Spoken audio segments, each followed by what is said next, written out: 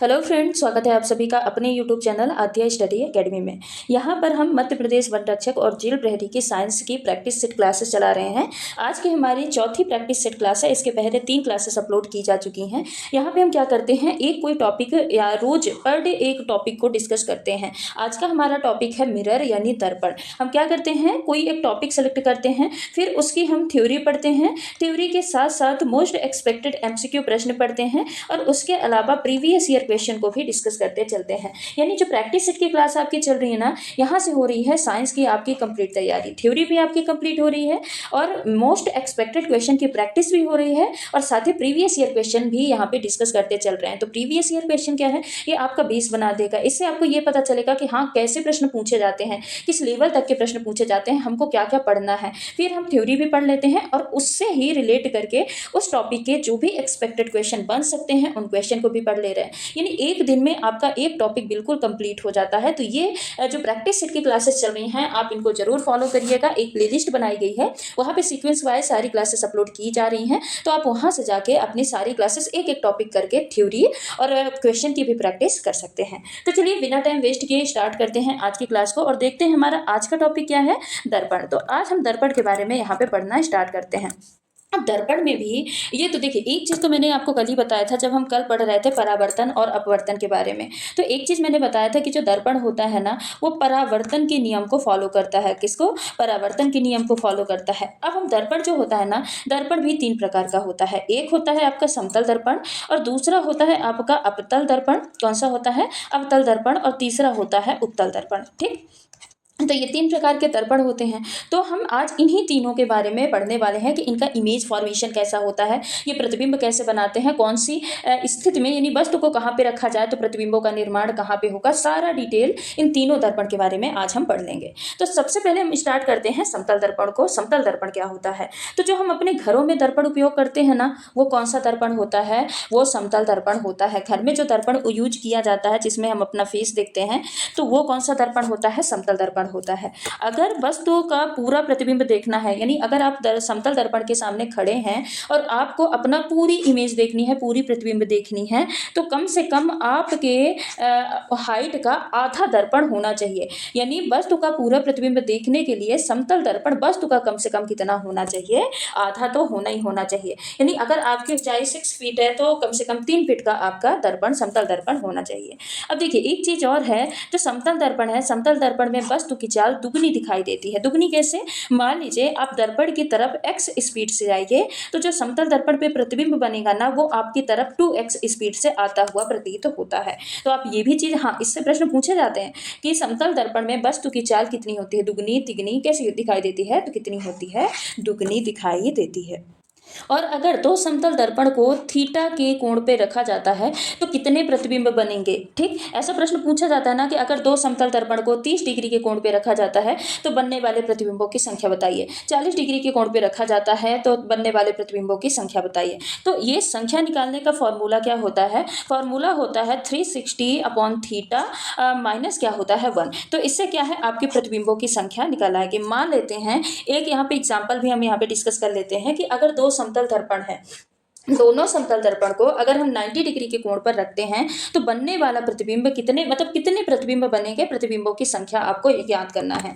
तो क्या हो जाएगा, फॉर्मूला क्या होता है? 360 डिग्री अपॉन थीटा। अब यहाँ पे थीटा की वैल्यू कितनी दी है? 90। तो 90 हो जाएगा -1, तो कट जाएगा 4 - 1, 4 टाइम्स कटेगा ना, तो 4 - 1 यानी कितने बनेंगे? 3 प्रतिबिंब बनेंगे। अगर दो समतल दर्पण को 90 डिग्री के एंगल पे रखा जाता है तो प्रतिबिंब कितने बनेंगे? 3 प्रतिबिंबों का निर्माण होगा। ठीक है। अब एक चीज और, हाँ, ये तो मैंने शुरू में ही बता दिया आपको कि जो दर्पण होता है वो प्रकाश के परावर्तन के सिद्धांत पे काम करता है। अगर अपवर्तन के सिद्धांत की बात करें कि अपवर्तन के सिद्धांत पे कौन काम करता है, तब कौन आ जाएगा? लेंस। लेंस अपवर्तन के सिद्धांत पे काम करता है, जबकि जो दर्पण होता है वो परावर्तन के सिद्धांत पे काम करता है। अब और बाकी सब तो समतल दर्पण के बारे में हो गया। अब दर्पण में, समतल दर्पण जो होता है उसमें प्रतिबिंब कैसे बनता है, तो आप ये सब पहले अभी देखिए। यहाँ पे मैं आपको बता रही, आप इस पे ध्यान दीजिए। ठीक, मान लीजिए ये क्या है, कोई समतल दर्पण है। अब देखिए 3 चीजें मैं यहाँ पे बताऊंगी। एक, जितनी बड़ी वस्तु होगी, मान लीजिए जो वस्तु है वो 2 फीट की है, तो प्रतिबिंब कितना बड़ा बनेगा? वो भी कितना बनेगा? 2 फीट का बनेगा। क्लियर? क्लियर। जितनी बड़ी वस्तु होगी प्रतिबिंब भी कितना उतना ही बड़ा बनेगा। यानी अगर वस्तु 2 फीट की है तो प्रतिबिंब भी कितने फीट का होगा, 2 फीट का होगा। हाँ, अब वस्तु से दर्पण के बीच में जितनी दूरी होगी उतना ही दर्पण से प्रतिबिंब के बीच में दूरी होगा।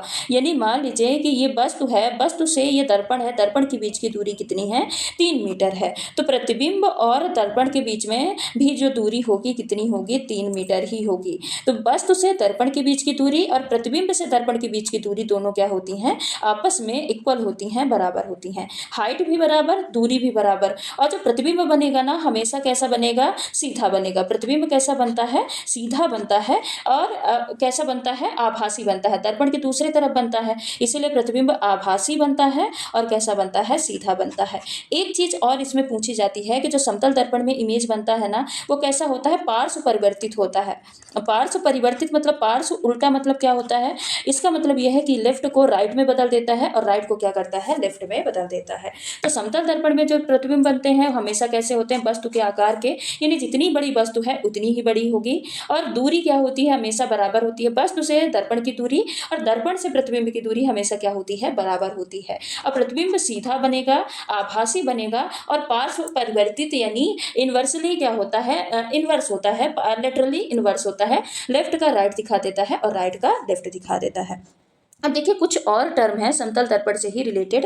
पेरिस्कोप, पेरिस्कोप को से क्या समझते हैं, परिदर्शी। तो जब भी दो समतल दर्पण को 45 डिग्री के कोण पर रखा जाता है तो सबसे ज्यादा दूरी दिखाता है, इसी को क्या, इसी से पेरिस्कोप का निर्माण होता है। पेरिस्कोप बना कैसे, दो समतल दर्पण लिए, उसको 45 डिग्री के कोण पे रखे, क्योंकि हमको पता है कि जब भी दो समतल दर्पण को 45 डिग्री के कोण पे रखेंगे तो ये सबसे ज्यादा दूरी दिखाने का काम करेगा। तो इसी को क्या बोलेंगे, इसी को पेरिस्कोप बोला जाता है। ठीक। अब पेरिस्कोप का यूज कहाँ होता है, तो बंकर में छुपे दुश्मनों की गतिविधियों पर निगरानी करने के लिए, क्योंकि ये क्या करता है, बहुत ज़्यादा दूरी को दिखाने का काम करता है। तो इसीलिए बंकर में छुपे दुश्मनों की गतिविधियों की निगरानी करने के लिए पेरिस्कोप का उपयोग होता है। और कहाँ पे होता है, तो पनडुब्बी में दूर की वस्तु को देखने के लिए पेरिस्कोप का उपयोग किया जाता है। एक और होता है क्लेडोस्कोप, ये भी समतल दर्पण से ही बनाया जाता है। अब कैसे, तो जब 3 समतल दर्पण को 60 डिग्री के कोण पर आमने सामने रखा जाता है तो बहुदर्शी का निर्माण या क्लेडोस्कोप का निर्माण होता है। देखिए परदर्शी का निर्माण कैसे हुआ था, 45 डिग्री पे रख के हुआ था कि नहीं।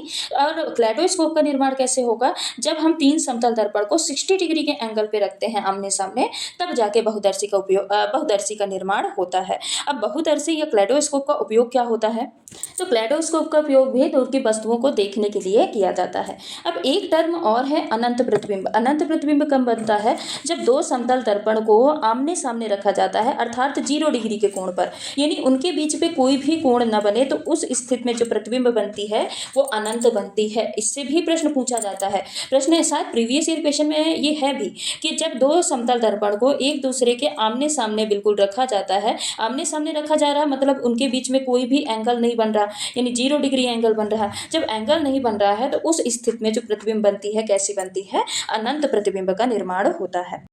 अब हम पढ़ते हैं अवतल दर्पण के बारे में। ये दूसरा दर्पण है, कौन सा, अवतल दर्पण। अब देखिए अवतल दर्पण कैसे होता है, यहाँ पे देखिए मैं प्रतिबिंब इमेज बना रही, आप यहाँ पे फोकस करिएगा। ये क्या है, ये यहाँ पे है, ये अवतल दर्पण। देखिए इसको मैं कई बार आपको बता चुकी हूँ। गोला किसके लिए रहेगा, गोला बनाऊंगी वो वस्तु के लिए रहेगा, और जो चौकोर डिब्बा बनाऊंगी ये किसके लिए रहेगा, प्रतिबिंब के लिए रहेगा। ठीक, ये किसके लिए रहेगा, प्रतिबिंब के लिए रहेगा। तो ये क्या है, अवतल दर्पण है जो कि अंदर की ओर धंसा हुआ रहता है। फिर इसमें क्या है, ये एक्सिस है। अब यहाँ पे इनफाइनाइट होता है, सेंटर ऑफ कर्वेचर होता है, ये सेंटर ऑफ कर्वेचर है। यहाँ पे फोकस होता है, ये क्या होता है, पोल होता है। ठीक, ये 3 चीजें हैं, infinite, centre of curvature, focus और पोल।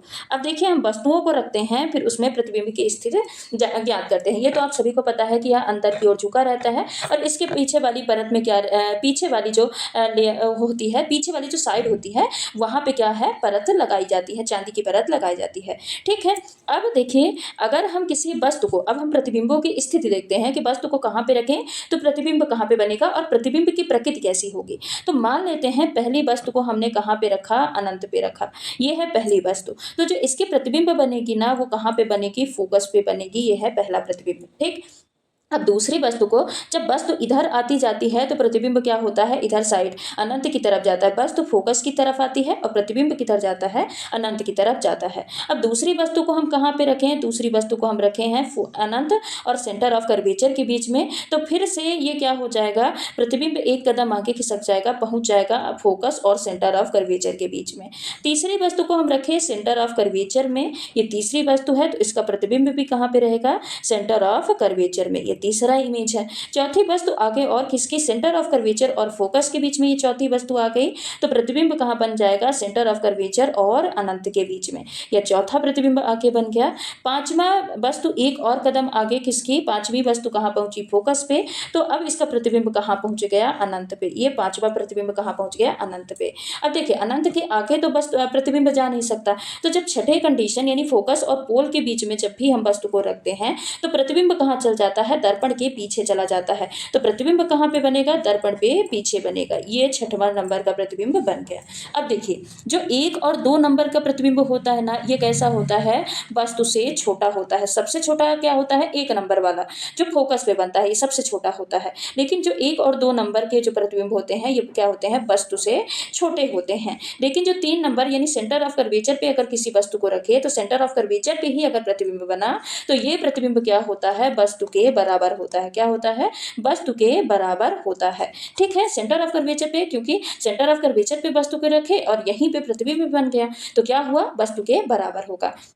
अब जो ये प्रतिबिंब होते हैं, जो 5वें नंबर का जो अनंत पे प्रतिबिंब बनता है, ये सबसे बड़ा प्रतिबिंब होता है। क्या होता है, सबसे बड़ा प्रतिबिंब होता है। और जो ये चौथे नंबर पे प्रतिबिंब होता है, ये वस्तु से तो बड़ा होता है पर सबसे बड़ा नहीं होता। इन्हें कुल मिला के जो सेंटर ऑफ कर्वेचर पे प्रतिबिंब बना वो बराबर होगा। 1-2 नंबर वाले प्रतिबिंब छोटे होंगे वस्तु से, और 4 और 5 नंबर वाला प्रतिबिंब क्या होगा, बड़ा होगा वस्तु से। अब एक स्थिति और बनती है, जो छठे नंबर का प्रतिबिंब बनता है, ये कैसा होता है, दर्पण के दूसरी तरफ होता है, लेकिन ये वस्तु से बड़ा होता है। सबसे बड़ा तो नहीं होता है, लेकिन वस्तु से क्या होता है, बड़ा होता है। अब इधर साइड जो भी प्रतिबिंब बनते हैं, अब जिधर वस्तु को रखे उधर ही प्रतिबिंब बन गए, तो ये जितने भी प्रतिबिंब है ना, ये सारे प्रतिबिंब कैसे होते हैं, वास्तविक होते हैं। कैसे होते हैं, वास्तविक और उल्टा होते हैं। देखिए नीचे की तरफ लटक रहे हैं मतलब उल्टा, और जिधर वस्तु रखा है उधर ही प्रतिबिंब बन रहे हैं, तो कैसे प्रतिबिंब है, वास्तविक और उल्टा। सिर्फ एक प्रतिबिंब ये देखिए ऊपर की तरफ है, तो ये कैसा प्रतिबिंब है, सीधा, और दर्पण की दूसरी तरफ है तो ये कैसा है, आभासी। तो ये चीजें आप ध्यान रखिएगा। ये पूरी प्रतिबिंब और वस्तु की स्थिति, ऐसे पूछा जाता है कि अगर किसी वस्तु को सेंटर ऑफ कर्वेचर में, अवतल दर्पण में सेंटर ऑफ कर्वेचर में रखा जाता है, तो बनने वाले प्रतिबिंब की स्थिति क्या होगी। ऐसे प्रश्न आपके एग्जाम में पूछे जाते हैं। तो ये मैंने ट्रिक के माध्यम से आपको बता दिया है, इससे आसान आपको ट्रिक कहीं पे नहीं मिलेगी। आप एक गोला बनाइए वस्तु के लिए और चौकोर बनाइए प्रतिबिंब के लिए, और ये आप अपने माइंड में छाप लीजिए। ठीक है, तो ये हमारे अवतल दर्पण में प्रतिबिंब की स्थिति हो गई। अब देखिए वही चीजें दी हैं कि प्रतिबिंब कैसा होता है, उल्टा होता है, बड़ा भी होता है, और कैसा होता है, वास्तविक होता है। अब जो अवतल दर्पण है उसका उपयोग कहाँ कहाँ किया जाता है, तो वाहनों के हेडलाइट में उपयोग किया जाता है, हजामत बनाने वाले नाई भी इसका उपयोग किया करते हैं, ओवरलुक देने में इसका उपयोग किया जाता है, गला नाक कान के डॉक्टर भी इसका उपयोग करते हैं। ये जो चीज़ें हैं ना, वाहनों की हेडलाइट है, और जो सेविंग मिरर है, ओवरलुक यानी जो मेकअप मिरर है, गला कान और नाक के जो डॉक्टर हैं, सभी किसका उपयोग करते हैं, अवतल दर्पण का उपयोग करते हैं। क्यों करते हैं, क्योंकि ये क्या करता है, इमेज को बड़ा बना के दिखाता है, यानी डाइवर्ज करके इमेज को दिखाता है। क्या करता है, डाइवर्ज करके प्रतिबिंब को दिखाता है, इसीलिए इसका उपयोग वाहनों की हेडलाइट में, हजामत बनाने वाले नाई और जो डॉक्टर होते हैं गला नाक और कान के, ये भी क्या करते हैं, करते हैं। देखिए जब आप देखिए नाक में कुछ देखना है, गले में कुछ देखना है, तो एक टॉर्च लगाते हैं ना, फिर उसके बाद एक मिरर लगाते हैं। तो मिरर क्या है, छोटी सी चीज को भी क्या करता है, बड़ा करके दिखा देता है, इसीलिए इसका उपयोग किया जाता है। ठीक, अब यहाँ पे वही चीज़ें दी हैं कि वस्तु की स्थिति, प्रतिबिंब की स्थिति है, अनंत पे रखे हैं तो फोकस पे बनेगा, सी के पहले रखे हैं तो सी और एफ के बीच में। ये टफ लैंग्वेज है, ये आपको नहीं समझ में आएगी, आप वही एक ट्रिक फॉलो करिएगा, आपको पूरा वस्तु की स्थिति और प्रतिबिंब की स्थिति क्लियर हो जाएगा। अब चलते हैं उत्तल दर्पण पे। तो देखिए उत्तल दर्पण में क्या होता है, यह दर्पण आगे से उठा हुआ होता है, बिल्कुल अपोजिट होता है अवतल दर्पण के, ठीक है। और पीछे वाली परत क्या होती है, लेपित तो होती है, ठीक। ये चीजें क्लियर। अब इसमें भी एक एक्सिस होता है, सेम वही रहेगा, गोल वाला वस्तु के लिए और चौकोर वाला किसके लिए, प्रतिबिंब के लिए। तो यहाँ पे अनंत हो जाएगा, सेंटर ऑफ कर्वेचर, फोकस, और ये क्या हो जाएगा, पोल। यहाँ पे भी हम क्या कर लेते हैं, फोकस, ये सेंटर ऑफ कर्वेचर, यहाँ पे अनंत, ठीक है। यहाँ पे ये मैंने थोड़ा कम स्पेस में बना दिया है, ठीक। तो अगर हम यहाँ पे सेम वही रहेगा, हम वस्तु को रखेंगे और प्रतिबिंब की स्थिति देखेंगे, तो यहाँ पे क्या रहता है, इसमें सिर्फ और सिर्फ दो ही कंडीशन रहेंगी। अगर वस्तु को हम अनंत पे रखें तो जो प्रतिबिंब बनेगा कहाँ पे बनेगा, फोकस पे बनेगा, ठीक। वस्तु को अनंत पे रखें तो प्रतिबिंब कहाँ पे बनेगा, फोकस पे बनेगा। और अनंत के अलावा अगर हम कहीं पे भी वस्तु को रख रहे हैं, कहीं पे भी, पर प्रतिबिंब उसका कहाँ पे बनेगा, फोकस और पोल के बीच में ही बनेगा। दूसरे नंबर का प्रतिबिंब, तीसरे नंबर का प्रतिबिंब, चौथे नंबर का प्रतिबिंब, पांचवें नंबर का प्रतिबिंब, छठे नंबर, यानी अनंत पे अगर हम वस्तु को रखें तो प्रतिबिंब कहाँ बनेगा, फोकस पे।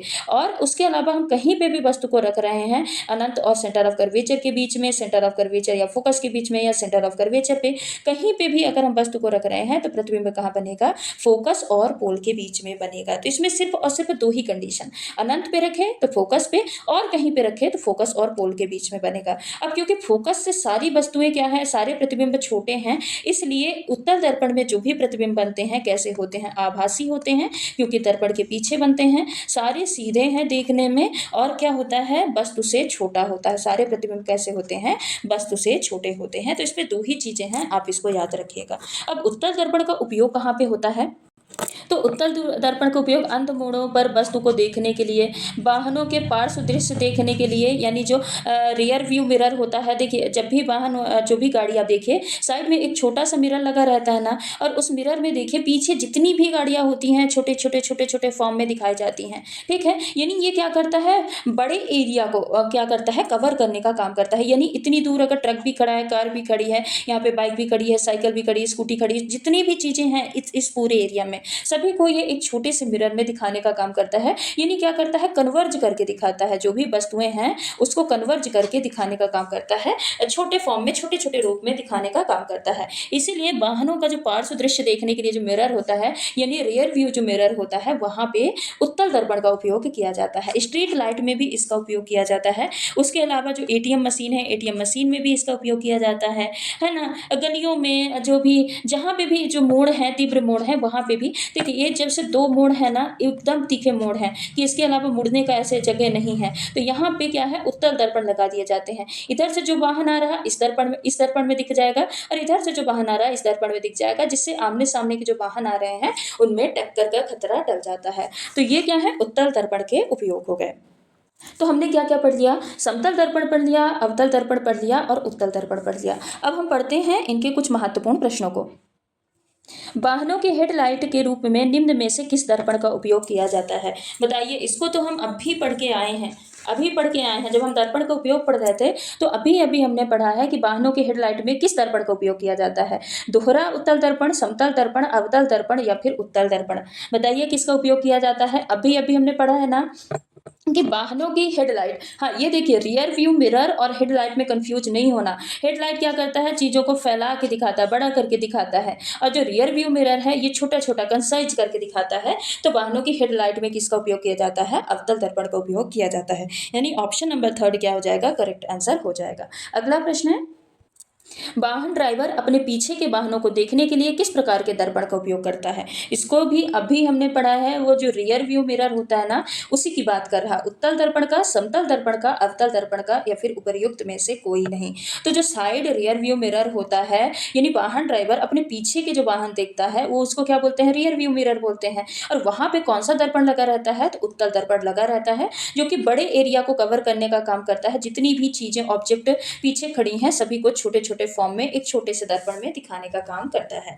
तो इस प्रश्न का करेक्ट आंसर क्या हो जाएगा, ऑप्शन नंबर 1 हो जाएगा। अगला प्रश्न है, निम्नलिखित में से किस प्रकार के दर्पण में प्रकाश का पार्श्व व्युत्क्रम यानी इन्वर्जन प्रदर्शित होता है? उत्तल दर्पण में, अवतल दर्पण में, आयताकार दर्पण में या फिर समतल दर्पण में? अभी मैं हिंट आपको दे देती हूँ कि लेफ्ट का राइट दिखता है और राइट का लेफ्ट दिखता है। ऐसा किस दर्पण में होता है? अभी हम शुरू में ही पढ़े हैं किस दर्पण में होता है ऐसा, तो ऐसा होता है समतल दर्पण में। पार्श्व व्युत्क्रम दिखाने का काम कौन करता है? समतल दर्पण करता है। अगला प्रश्न है, यदि प्रकाश एक दूसरे के सामने रखे गए दो समतल दर्पणों से परावर्तित हो तो कितने प्रतिबिंब बनेंगे? एक हमने पढ़ा था ना पेरिस्कोप और बहुदर्शी के बाद एक हमने पढ़ा था अनंत प्रतिबिंब वाला कॉन्सेप्ट। उसमें यह बोला गया था कि जब दो समतल दर्पण को आमने सामने रखा जाता है तो उनके बीच 0 डिग्री का कोण बनता है, और जब भी 0 डिग्री का कोण बनेगा तो प्रतिबिंब कितना बनेगा? अनंत बनेगा। अगर हम फॉर्मूले पे भी जाएं तो 360 डिग्री अपॉन थीटा क्या होता है? -1 बराबर प्रतिबिंबों की संख्या। तो 360 डिग्री को अगर हम 0 से डिवाइड करेंगे तो बताइए कितना प्रतिबिंब बनेगा? तो कितना बनेगा? अनंत प्रतिबिंब बनेगा। ठीक। समतल दर्पण द्वारा बनने वाले प्रतिबिंब का आकार सदैव वस्तु के डैश डैश होता है। अभी हमने पढ़ा है कि हाइट अगर वस्तु 2 फीट की है तो प्रतिबिंब भी कितना होगा? 2 फीट का होगा। वस्तु अगर दर्पण से 3 मीटर दूरी पे है तो प्रतिबिंब भी कितना होगा? दर्पण से 3 मीटर दूरी पे होगा। और कैसा होगा? आभासी होगा और सीधा होगा। तो यही पूछा है, समतल दर्पण द्वारा बनने वाला प्रतिबिंब का आकार सदैव कैसा होता है? तो वस्तु के बराबर होता है, ना बड़ा होता ना छोटा होता। क्या होता है? वस्तु के बराबर होता है। अगला प्रश्न है, समतल दर्पण द्वारा बनने वाला प्रतिबिंब सदैव होता है उल्टा, सीधा, झुका या फिर मुड़ा। तो कैसा होता है? हमेशा सीधा होता है। और सीधा के अलावा कैसा होता है? आभासी होता है। ठीक है। सौर कुकर में उपयोग के लिए कौन सा दर्पण सबसे उपयुक्त होता है? अवतल दर्पण, उत्तल दर्पण, समतल दर्पण या फिर उपयुक्त में से कोई नहीं। तो बताइए कौन सा दर्पण होगा? आंसर क्या हो जाएगा? अवतल दर्पण। अवतल दर्पण का उपयोग सौर कुकर में किया जाता है। ठीक। ये पूछा है इस प्रश्न में कि एक अवतल दर्पण में यदि प्रतिबिंब को वक्रता केंद्र पर रखते हैं तो बनने वाला प्रतिबिंब कहाँ पर होगा? कैसा होगा? आभासी होगा, सीधा होगा, छोटा होगा या वक्रता केंद्र पर ही स्थित होगा? देखिए अभी हमने यहाँ पे डिस्कस किया है, ऐसे किया बनाया था ना कि यहाँ से अनंत है, सेंटर ऑफ कर्वेचर है, फोकस है। तो अगर हम तीसरे नंबर की वस्तु सेंटर ऑफ कर्वेचर पे रखते हैं तो बनने वाला प्रतिबिंब भी कहाँ पे होता है? सेंटर ऑफ कर्वेचर पे। यानी वक्रता केंद्र पर अगर हम वस्तु को रखें तो प्रतिबिंब भी कहाँ पे बनेगा? वक्रता केंद्र पर ही बनेगा। और ये प्रतिबिंब कैसा होगा? वास्तविक होगा। ठीक है, वास्तविक होगा। वास्तविक के अलावा ये उल्टा होगा और कैसा होगा? बराबर होगा, यानी वस्तु के बराबर होगा। तो यहाँ पे आंसर क्या हो जाएगा? ऑप्शन नंबर डी हो जाएगा कि प्रतिबिंब कहाँ पे बनेगा? वक्रता केंद्र पर ही बनेगा। वास्तविक होगा, उल्टा होगा और बराबर होगा। अगला प्रश्न है, किस दर्पण में प्रतिबिंब आभासी, सीधा तथा बिंदु के आकार का बनता है? समतल दर्पण, उत्तल दर्पण, अवतल दर्पण या फिर उपर्युक्त में से कोई नहीं। देखिए एक तो देखिए आभासी, सीधा, ये तो मान लीजिए समतल दर्पण की भी उदाहरण है कि मतलब प्रतिबिंब की क्राइटेरिया समतल दर्पण के भी हैं कि आभासी बनता है समतल दर्पण में, सीधा भी बनता है। लेकिन बिंदु के आकार का समतल दर्पण में नहीं बनता। वस्तु के आकार का होता तब तो ठीक है। अब बिंदु के आकार का अवतल दर्पण में, अवतल दर्पण में तो वास्तविक और उल्टा प्रतिबिंब बनता है। एक ही कंडीशन में होता है कि सीधा बनता है, पर वहां पे प्रतिबिंब जो होता है छठे नंबर का वो क्या होता है? बड़ा होता है। तो बिंदु के आकार का प्रतिबिंब यानी कहाँ पे कौन से दर्पण में प्रतिबिंब बिंदु के आकार के बनते हैं? छोटे बनते हैं। तो कौन से दर्पण में बनते हैं? उत्तल दर्पण में बनते हैं। जो उत्तल दर्पण होता है ना उसमें बनने वाला प्रतिबिंब हमेशा आभासी होता है, सीधा होता है तथा बिंदु के आकार का होता है। अब अगला प्रश्न क्या है, निम्नलिखित में से कौन सा कथन अवतल दर्पण के बारे में सही नहीं है? जब वस्तु फोकस पर होती है तो प्रतिबिंब अनंत पर होता है। इस दर्पण की परावर्तक सतह बाहर की ओर उभरी हुई होती है। यह वाहन की हेडलाइट और सर्च लाइट में उपयोग किया जाता है। अवतल दर्पण वास्तविक और आभासी दोनों प्रकार का प्रतिबिंब बना सकता है। यहाँ पे सही नहीं पूछा है। तो देखिए जब वस्तु फोकस पर होती है तो प्रतिबिंब अनंत पर होता है, बिल्कुल करेक्ट है। अवतल दर्पण में अनंत, सेंटर ऑफ कर्वेचर और फोकस। ठीक, तो जब अनंत पे वस्तु तो प्रतिबिंब फोकस पे, और जब फोकस पे वस्तु प्रतिबिंब कहाँ पे बनती है? अनंत पे। तो ये तो वाला सही हो जाएगा। इस दर्पण की परावर्तक सतह बाहर की ओर उभरी होती है, यही गलत है और यही हमारा करेक्ट आंसर है। क्योंकि परावर्तक सतह क्या होती है? अंदर की ओर धसी होती है, बाहर की ओर उभरी किसमें होती है? तो ये क्राइटेरिया है उत्तल दर्पण का। किसका? उत्तल दर्पण का। यह वाहन की हेडलाइट और सर्च लाइट में उपयोग किया जाता है, ये बिल्कुल करेक्ट है, उपयोग किया जाता है। अवतल दर्पण वास्तविक और आभासी दोनों प्रकार का प्रतिबिंब बनाता है, तो बिल्कुल करेक्ट है। बाकी प्रतिबिंब कैसे होते हैं, वास्तविक होते हैं। सिर्फ जो छठे नंबर का प्रतिबिंब दर्पण के दूसरी बार बनता है ना, यहाँ पे जो प्रतिबिंब बनता है ये कैसा होता है, आभासी होता है। तो ये भी क्या हो जाएगा, करेक्ट। यानी इस प्रश्न में सही नहीं पूछा है, तो इस प्रश्न का करेक्ट आंसर क्या होगा, ऑप्शन नंबर बी होगा। तो ये रहे आज की हमारी क्लास, जहां पे हमने महत्वपूर्ण दर्पण के तीनों दर्पण, समतल दर्पण, अवतल दर्पण और उत्तल दर्पण के महत्वपूर्ण प्रश्नों को भी डिस्कस किया है। उसके अलावा हमने पूरी थ्योरी भी कंप्लीट की है। समतल दर्पण भी हमने पढ़ा और आपका अवतल दर्पण भी पढ़ा, और अवतल के साथ साथ हमने उत्तल दर्पण को भी पढ़ा। यानी थ्योरी भी कंप्लीट, और उससे जो क्वेश्चन बन सकते हैं, साथ ही कुछ प्रीवियस ईयर क्वेश्चन वो भी कंप्लीट। यानी दर्पण टॉपिक आपकी एक 25 से 28 मिनट की क्लास में पूरा कंप्लीट हो गया है, और ट्रिक के माध्यम से ऑल कॉन्सेप्ट आपके क्लियर हो चुके हैं इस क्लास से। फिर भी अगर कोई डाउट है, कुछ चीज़ें नहीं समझ में आई हैं, तो आप कमेंट बॉक्स में कमेंट करके पूछ सकते हैं। मैं अगली क्लास में उसको सॉल्व करने की कोशिश करूंगी। तो चलिए आज की क्लास को यहीं पे समाप्त करते हैं। मिलते हैं अगली क्लास में एक दूसरे टॉपिक के साथ। तब तक के लिए अगर आप चैनल पर नए हैं तो चैनल को सब्सक्राइब कर लीजिएगा, वीडियो को लाइक कर दीजिएगा, और नई वीडियो का नोटिफिकेशन पाने के लिए बेल आइकन को जरूर प्रेस करके रखिएगा। धन्यवाद।